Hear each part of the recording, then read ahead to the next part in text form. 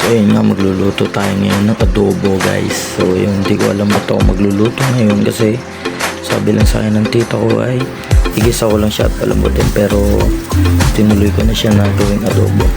So yun nga, yan, ilagay ko na yung bawang sibuyas, yan, ginisa na, then ilalagay na natin yung karne guys. So ayan, yung karne. So pasensya na kayo at pause ako guys. Then ayun na nga, ayan, nilagyan na rin natin ng tubig, tapos ayan, umpisa na natin siya na palambutin. Takpan muna natin mga ilang minuto para lumambot siya. Tapos ayan na nga, then ayan na guys. So ayan, panguya-nguya muna ako dyan, syempre gutom na ako eh. Then ayan guys, okay, so mga so pakuluin muna natin ng pakuluin hanggang sa maging ganyan na siya guys.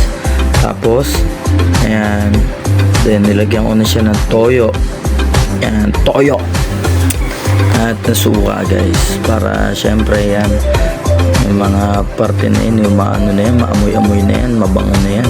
So ayan, pati magic sarap at saka paminta nilagyan na rin natin yan, halo-halo na guys.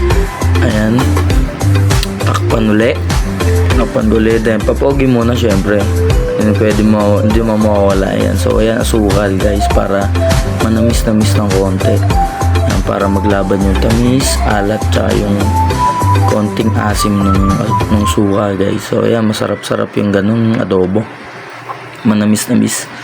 Mas masarap na kung may kung may sili pa, medyo maanghang. Ayun, lalagyan ko rin sana siyang laurel kasi ayaw ng lola ko ng may laurel. So ayan na guys, so ayan, mabilisan lang ang ano natin guys. So trip ko lang kasi ito So ayan guys, and okay na, syempre ano pa ba yan, di kainan na yun.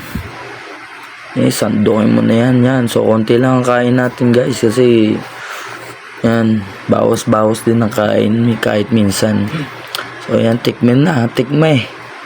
So ayan, napapausaw guys, pasensya na kayo, napakasarap. Kung ang OA, kala mo naman talaga napakasarap, pero guys, masarap naman talaga. So ayan, so yun nga, okay, second bite, okay na. So